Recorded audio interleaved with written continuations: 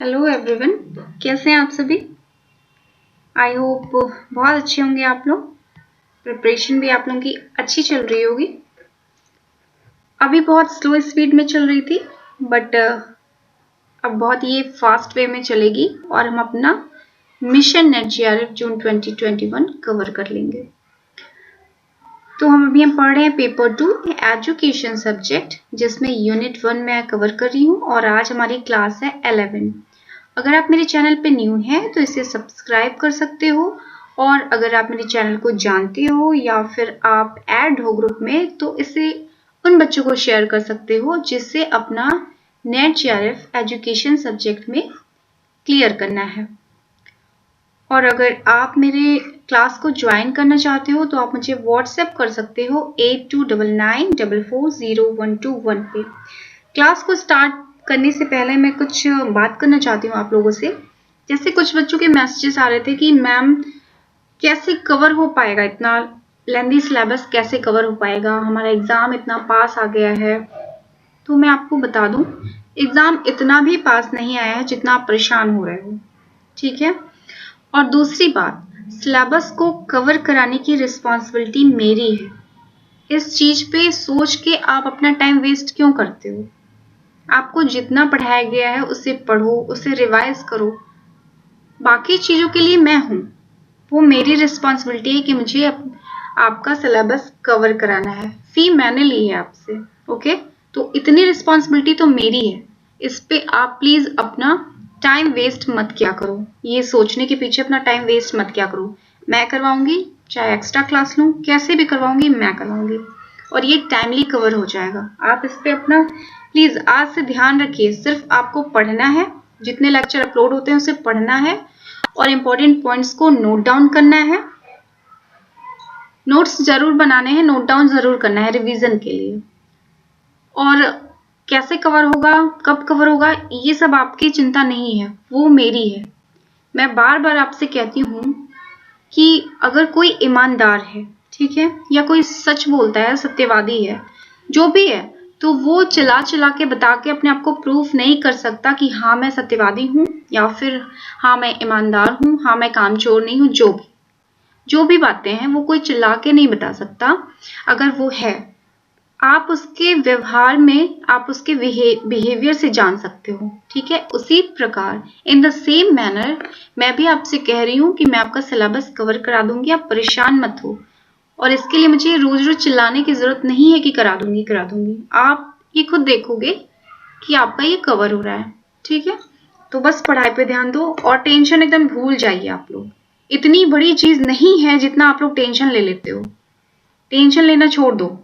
कुछ बच्चे तो इतने टेंशनाइज हैं जो मुझे मैसेज करते हैं तो मुझे समझ में नहीं आता मैं रिप्लाई क्या करूं, ठीक है। तो आप टेंशन लेना बिल्कुल छोड़ दो।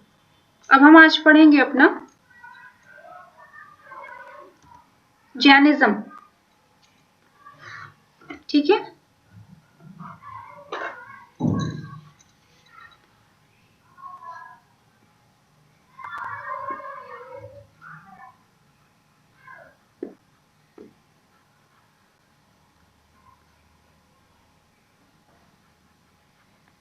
जैनिज्म पढ़ेंगे, यानी कि जैन धर्म, जैन दर्शन को पढ़ेंगे।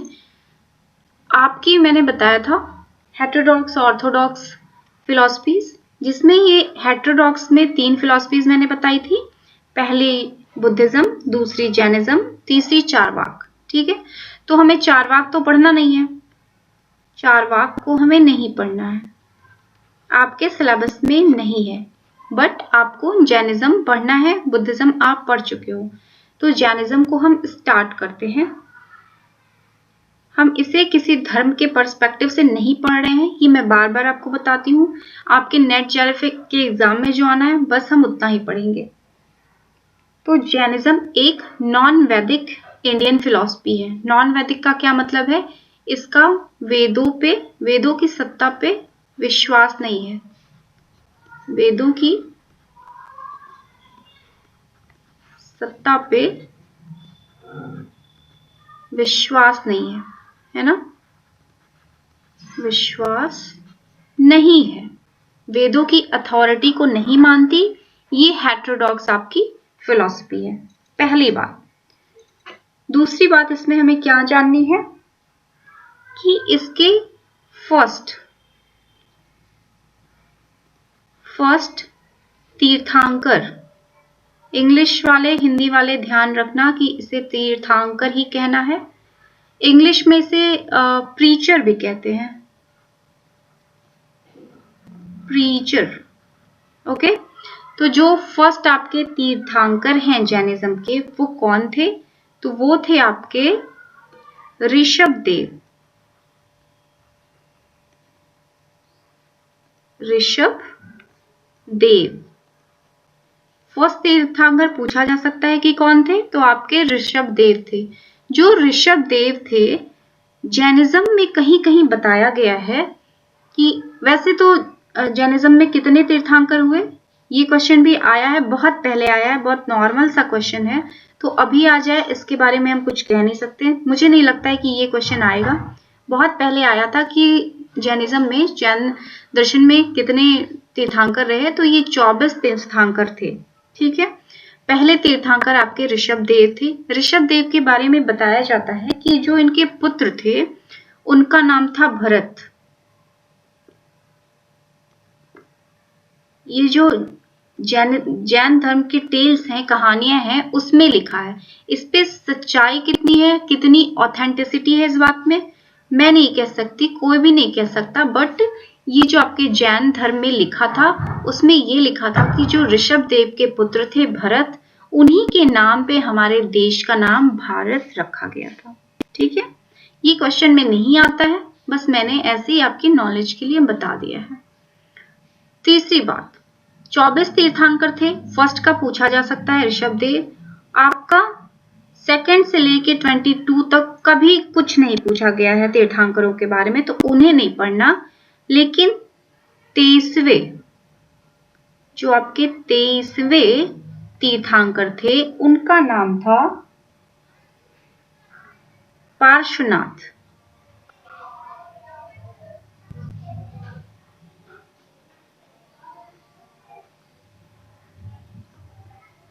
पार्श्वनाथ इनका नाम था। ठीक है, ये पूछा जा सकता है कि 23वें तीर्थंकर कौन थे। फर्स्ट तो मैंने बता दिया, 23rd थे आपके पार्श्वनाथ। अब जब मोस्ट इंपॉर्टेंट आपके लास्ट तीर्थंकर हुए, जिनकी वजह से जैन धर्म आपका इतना प्रकाश में आया, तो वो थे आपके महावीर स्वामी।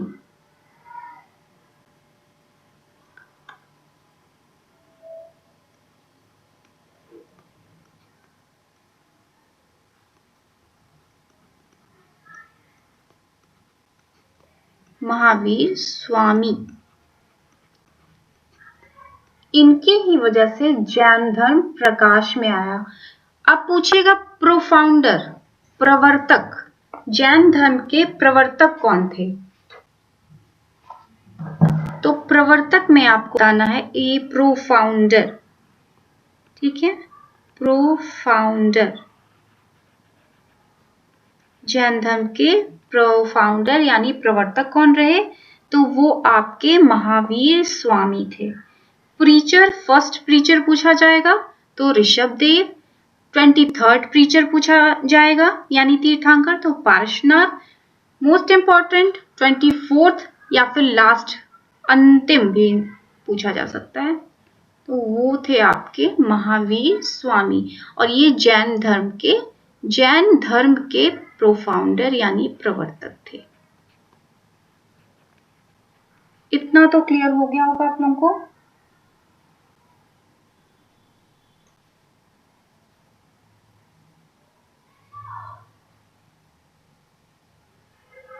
अब ये तीर्थंकर होता क्या है? ये नाम जो बार बार लिख लिख के आ रहा है, तीर्थंकर तीर्थंकर, आखिर ये तीर्थंकर होते क्या है?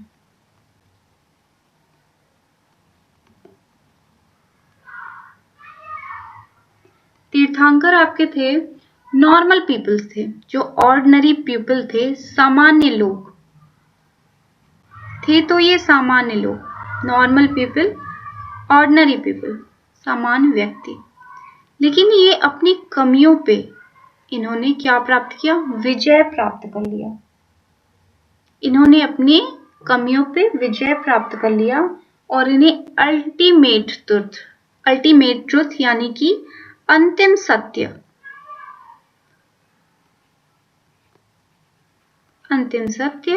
अल्टीमेट ट्रुथ का इन्हें ज्ञान प्राप्त हो गया। ये सामान्य व्यक्ति जो है, इसे अंतिम सत्य का ज्ञान प्राप्त हो गया। कैसे प्राप्त हुआ? अपनी कमियों पे इन्होंने विजय प्राप्त किया। क्या किया? विजय प्राप्त किया और ये तीर्थंकर बन गए। और ये तीर्थंकर जो थे, ये जन्म मरण यानी कि लाइफ डेथ, जन्म मरण, इस पे इन्होंने विजय प्राप्त कर ली। ठीक है, जन्म मरण से ये फ्री हो गए, जन्म मरण के बंधन से फ्री हो गए, जो लाइफ डेथ का बॉन्डेज है उससे फ्री हो गए और जिन कहलाए। क्या कहलाए? जिन। जब सामान्य पुरुष, जो ये सामान्य पुरुष है, क्या करता है? अपनी कमियों पे, अपनी जो उसके अंदर कमियां हैं उस पे विजय प्राप्त कर लेता है और अंतिम सत्य की प्राप्ति करता है, अल्टीमेट ट्रुथ का नॉलेज हो जाता है उसे, और वो जन्म मरण यानी कि लाइफ डेथ के बॉन्डेज से फ्री हो जाता है, तो वो क्या कहलाता है? जिन। इंग्लिश में इसे कहते हैं विक्टर। विक्टर यानी विजेता। और ये जो जिन है, जब इनके अनुयायी यानी कि फॉलो करने वाले आएंगे, तो वो क्या फॉलो करने वाले आएंगे तो वो कहलाएंगे जैन। ओके, और इस प्रकार इस दर्शन को हम कहेंगे जैनिज्म। क्लियर हो गया? इतनी चीज मुझे लगता है पूरी अच्छे से क्लियर हो गई होगी आप लोगों को।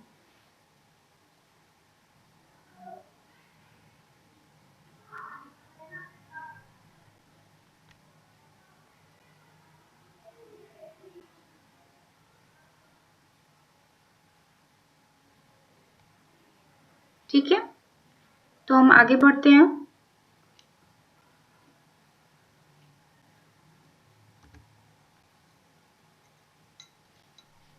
जो आपके महावीर थे, जैसे गौतम बुद्ध थे, मैंने बताया था, उसी प्रकार जो आपके महावीर थे, इनके पास भी सारी सुख सुविधाएं थी, कंफर्ट थी। अगर कोई राजा है, राजा का पुत्र है, तो उसके जीवन में हर प्रकार के कंफर्ट ऑब्वियसली रहेंगे, बट इन्हें भी उसमें सुकून नहीं मिलता था। इनका जीवन का पर्पस क्या था? ये चाहते थे लोगों की सेवा करना, लोगों को सर्विस देना। ठीक है, इस प्रकार इन्होंने क्या किया कि जो राज्य है, जो इनका स्टेट था, उसके रूल को, उस पर रूल करने से बेहतर, दैट मीन्स राजा बनने से बेहतर, इन्होंने सोचा क्यों ना मैं सेवक बन जाऊं। सेवक बन जाऊं, सेवक यानी लोगों की सेवा करने वाला बन जाऊं, जिसमें मुझे सुकून मिलता है। इसलिए इन्होंने भी अपने घर का त्याग कर दिया और कंट्रोल किया किस चीज पे? घृणा पे।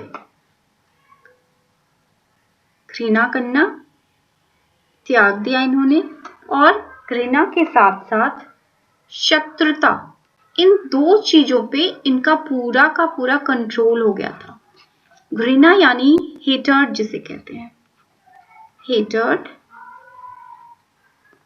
एंड शत्रुता यानी एनमिटी। इन दो चीजों पे इनका पूरा कंट्रोल हो गया और इस वजह से ये जिन कहलाए। क्या कहलाए? जिन कहलाए। और इनके फॉलोअर्स जैन कहलाए।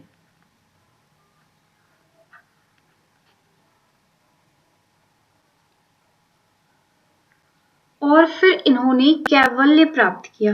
अब कैवल्य क्या है? जैसे आपने वेदांता में पढ़ा, मैंने बताया था मोक्ष, है ना, मोक्ष बोलती थी। फिर आपने पढ़ा बुद्धिज्म में मैं निर्वाण बोलती हूँ। और अब मैं आपको पढ़ा रही हूँ जैनिज्म, इसमें मैं ये शब्द यूज कर रही हूँ कैवल्य। इन सब का सेम मतलब है साल्वेशन। इंग्लिश में कहेंगे तो तीनों को एक ही चीज कहेंगे कि साल्वेशन, मुक्ति, मोक्ष, यानी कि अंतिम सत्य की प्राप्ति करके हमें दुख सुख और जन्म मरण के, लाइफ डेथ के बॉन्डेज से फ्री हो जाना ही ये कहलाता है। फिर इन्होंने कैवल्य की प्राप्ति करी और ये फिर क्या कहलाए? कैवल्य की प्राप्ति करने की वजह से ये कहलाए महावीर। महावीर स्वामी।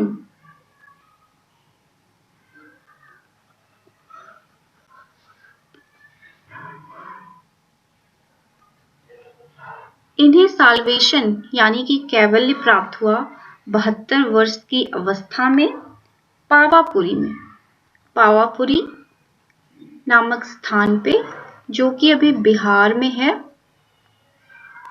यहाँ पे इन्होंने अपनी देह का, बॉडी का, शरीर का त्याग किया। अब इतना आपका क्लियर हो गया होगा। Am I right?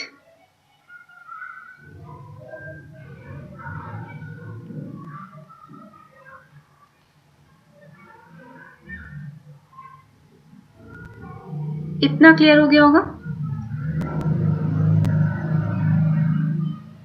चलिए आगे बढ़ते हैं।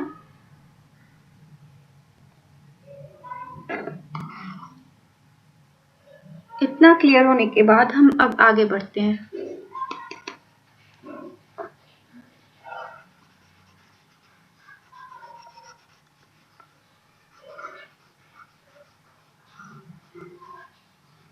मैं इसी स्लाइड पे एक्सप्लेन कर देती हूँ, इसे इरेज करके।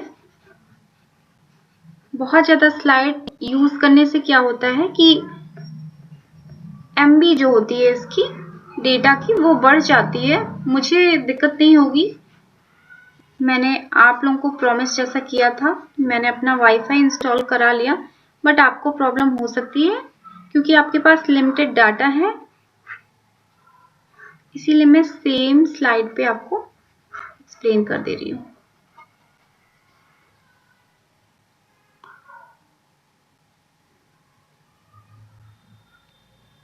ठीक है, इतना पढ़ लिया। अब हम पढ़ेंगे 5 great verbs. 5 great verbs. Hindi में इसे कहते हैं पंच महाव्रत। पंच महाव्रत।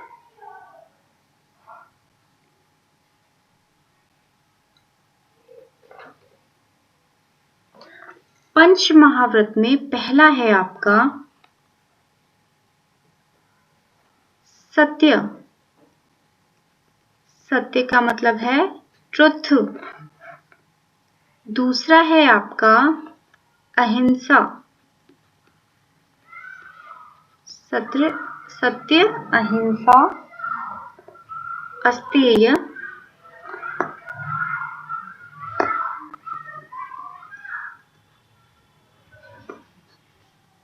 फोर्थ है आपका अपरिग्रह।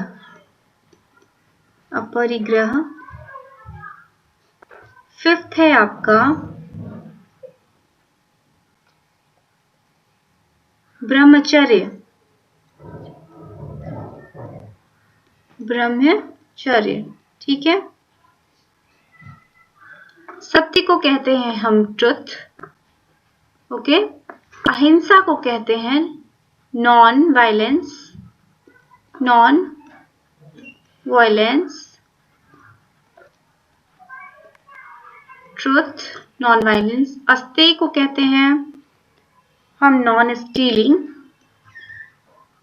Non stealing. अपरिग्रह को कहते हैं हम नॉन होर्डिंग।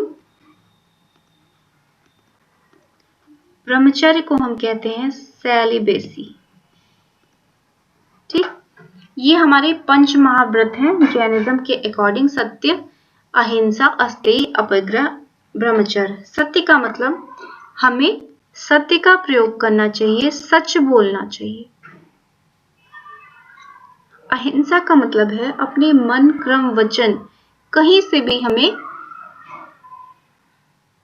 किसी को चोट नहीं पहुंचानी चाहिए। सिर्फ मार डालना, जैसे कहते हैं ना, मार डालना या मारना ही अहिंसा नहीं है। हम अपने मन में भी किसी के प्रति गलत चीज नहीं आने दें। हम किसी को इवन अब्यूज ना करें, गालियां ना दें। ये सब किस श्रेणी में आता है? अहिंसा के। आप देखते होंगे जैनिज्म के लोगों को जो बहुत ही सख्त हैं, पालन करते हैं, वो अपने जो अपना फेस है ना, वो अपना मुंह भी कवर करके रखते हैं, क्योंकि इन्हें लगता है कि जो मैं बोल रहा हूं उसकी वजह से किसी को चोट ना लग जाए। तो आप सोच सकते हैं कि अहिंसा पे इनका कितना ज्यादा फोकस है।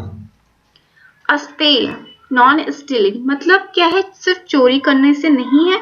इसका मतलब है कि हम किसी की भी वस्तु, किसी का भी कोई जो सामान है, गुड्स है, उसे बिना उससे पूछे हुए नहीं लेंगे। अपरिग्रह यानी कि नॉन होर्डिंग, इसका मतलब है जितनी हमें जरूरत है उतना ही सामान, उतनी ही वस्तु हम अपने पास रखेंगे। जैसे कि कुछ लोग, क्या होता है, कपड़े होते हैं उनके पास सफिशिएंट कि उनका मतलब पूरा आराम से वो रह सकते हैं साल भर, ठीक है, बट फिर भी उनके मन में कपड़ों को देख के लालच आती है, फिर वो 5-6 और खरीद लेते हैं। ये क्या है? आपका अपरिग्रह है। क्यों कर रहे हो आप ऐसा? जब आपका काम उतने में चल जा रहा है तो इसे कलेक्ट क्यों कर रहे हो? तो ये आपका आएगा अपरिग्रह में। ब्रह्मचर्य, इसे कहते हैं सेलिबेसी इंग्लिश में। इसका मतलब है हम अपने मन से, शरीर से, आत्मा से, किसी भी प्रकार से ब्रह्मचर्य का पालन करेंगे। हम किसी अश्लील वस्तु को नहीं देखेंगे, अश्लील पुस्तकों को नहीं पढ़ेंगे और ना ही किसी अश्लील बातों को सोचेंगे। अब मैं यहाँ पे आपको बता दूं कि जो पार्श्वनाथ जी थे, पार्श्वनाथ जी ने पहले ही, जो आपके पार्श्वनाथ जी थे, उन्होंने पहले ही ये 4 चीजें दे रखी थी। 4 महाव्रत थे पहले से। पार्श्वनाथ जो आपके 23rd तीर्थंकर थे, ये 4 चीजें इन्होंने पहले से दे रखी थी। क्वेश्चन इससे आया है तो आप इसे नोट डाउन भी कर लीजिएगा। बाद में जो आपके महावीर स्वामी हैं, उन्होंने इसे ब्रह्मचर्य इसमें ऐड कर दिया, तो ये 4 महाव्रत से 5 महाव्रत आपके हो गए। इतना क्लियर हो गया होगा। अब एक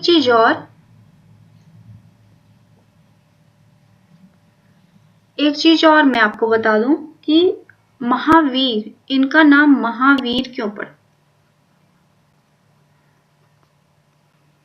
महावीर, महावीर का मतलब है महान है जो वीर, महान है जो वीर,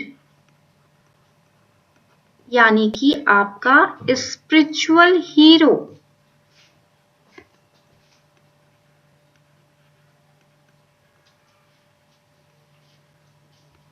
हम किसी को हीरो फिगर कब मानते हैं, हीरो फिगर कब देते हैं? जब उसकी कोई अच्छाइयां दूसरे से डिफरेंट होती है, तो ये आध्यात्मिक हीरो कहलाए। यानी महान है जो वीर है वो महान है, इसलिए इनका नाम पड़ा महावीर। अब हम आगे क्या पढ़ेंगे? नेक्स्ट पेज ले लेते हैं। नेक्स्ट पेज पे हम पढ़ेंगे कि जैनिज्म, आपका जैनिज्म जो है वो कहाँ से डिराइव्ड होते हैं, कहाँ से लिया गया है ये शब्द? जैनिज्म आपका लिया गया है जिन से, ठीक है, जिन, जिसका मतलब है जितेंद्रिय, जितेंद्रिय।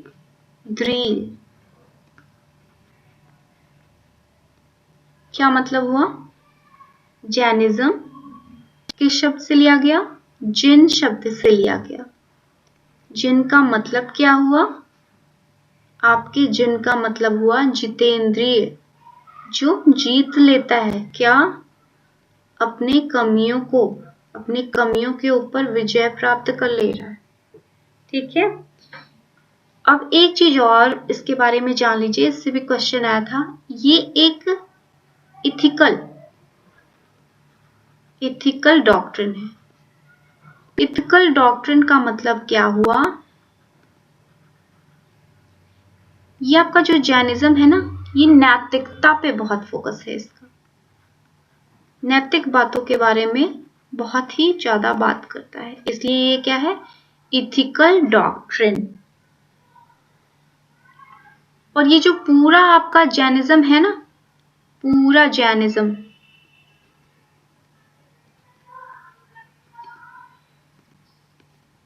ये बना कैसे है? जो आपके 24 तीर्थंकर थे, टोटल जितने 24 तीर्थंकर थे, उनका क्या है, जितना उन्होंने टीचिंग, जितनी उनकी शिक्षाएं हैं, उन सारे शिक्षाओं का कलेक्शन, ठीक है, इन 24 तीर्थंकरों के जो शिक्षाएं, जो 24 तीर्थंकरों ने जो शिक्षाएं यानी टीचिंग दी, उन सबका ये संग्रह जब हुआ तो आपका जैनिज्म बना। Is that clear? अब हमें क्या पढ़ना है? Wait a minute. अब हमें पढ़ना है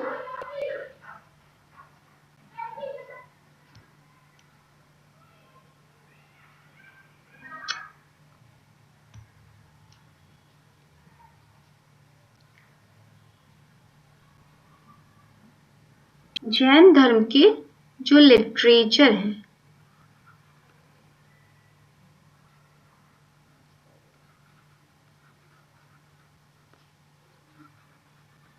बुक्स पढ़ी थी ना आपने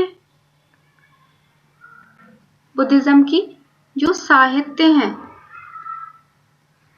हमें कैसे पता चलता जैन धर्म के बारे में? किसी चीज के बारे में, पुरानी चीजें हैं, हम तो उस टाइम में थे नहीं, हमें कैसे पता चलेगा? उसके साहित्य से।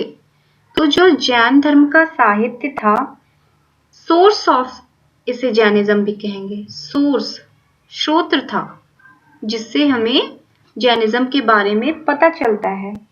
तो उसमें था आपका पहला जो है वो पूर्व, इसे बोलते हैं पूर्वा। पूर्वा का मतलब है कि सारे जितने भी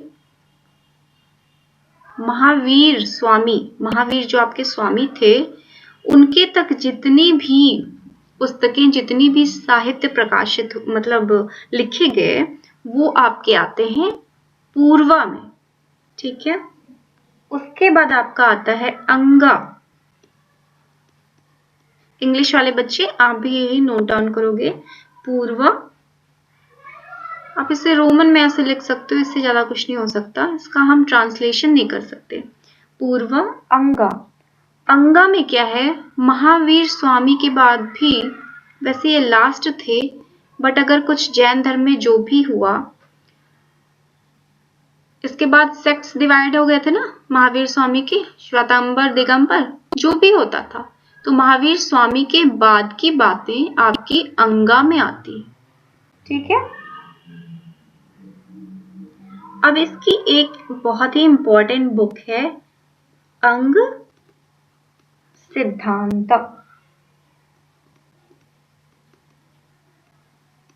अंग सिद्धांत,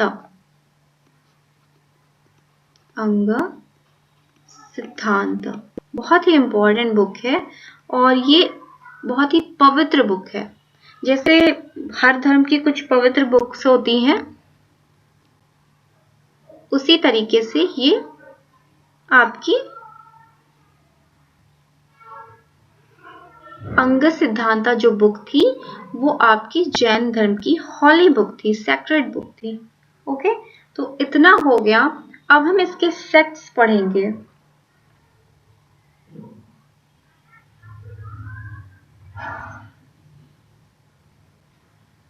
सेक्ट्स को मैं दूसरी क्लास में आपको क्लियर करती हूँ।